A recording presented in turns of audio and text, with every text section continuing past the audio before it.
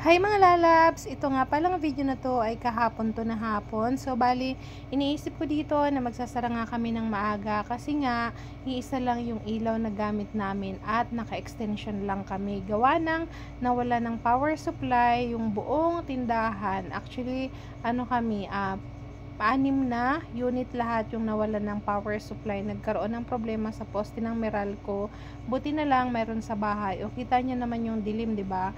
Kaya naisip ko at umuulan din naman, abay magsasara na lang kami ng maaga. O, tapos kinaumagahan, ito na nga dumating na si Anthony at tuwang-tuwa si Kidlat. By the way guys, 5 AM in the morning to kanina, kaya naman tuwang-tuwa si Anthony kasi nga, ay si Kidlat, kasi nakita niya ng papa niya, tingnan niyo naman, Diyos ko po.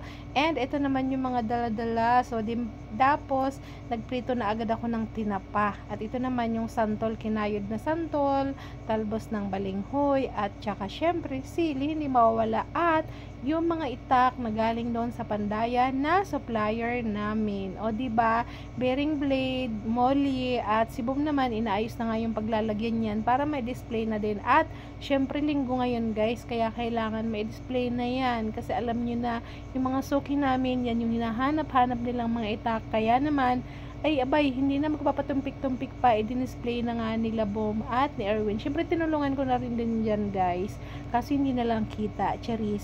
Pero konti lang talaga yung tulong ko kasi nga may ginagawa rin ako na iba. Kaso napuputol yung pag-display ni Boom kasi nga mamaya mag-aano siya, magbubuka ng lagari kasi medyo madami-dami pag Sunday talaga kasi guys, madami yung nagpapahasa sa amin ng lagari. And thankful kami kasi nga syempre binabalik-balikan kami ng aming mga suka. Tingnan nyo naman talaga, ay ako'y di na mapigilan ang paglaki, Diyos ko po. Takip na yung ano, yung monitor ng cellphone ko, I mean yung camera, o diba? Pero ito na nga, balik tayo dito. Ayan, maraming customer nagpapahasa, kaya naman Diyos ko, sabi ko ako na magluluto. O siya, inano ko na yung balinghoy, pinigian ko na ganyan, tapos ito yung isasahog ko, tinapa, alamang, syempre luya, sibuyas, bawang, o diba, gata, sili, at yan talaga yung magpapasarap dyan, o diba. So nahimay ko na yan lahat, at syempre bumili na lang din ako ng gata, and umpisahan na natin yan lutuin. O simulan natin dito sa gata, tapos ilagay na natin yung mga sangkap kasi yan naman talaga yung magpapasarap sa ating lulutuing gulay, o diba.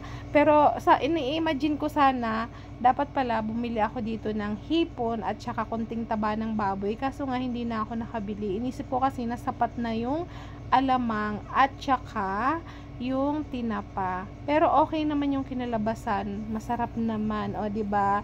At ito na nga yun, malapit na nga itong maluto, kaya nilagay ko na yung sili, at syempre isusunod ko naman na dyan yung yung kakang gata, or kung tawagin sa amin sa Bicol, yung liputok ng gata. Ay, liputok na gata. O ito na nga yun, o diba, para naman mas sumarap pa yung aking gulay na balinghoy with santol, o diba. At dito naman nga pagkatapos guys, umakyat na rin ako sa taas para naman nga pakainin yung dalawa. Salitan sila guys, para just in case may magkapasa, may iwan, o ganun. So bababa sila sa bahay, dun sila magbe-break time habang kumakain. Ganun lang naman po yung routine namin dito sa aming tindahan. And finally, naka-display na nga yung mga itakita nyo naman, nagsiksikan na talaga sila dun, as in nakatagilid na lang talaga yan. Kaya naman syempre, salamat ng bonggang-bongga, and see you on my next vlog. Salamat sa inyong panonood.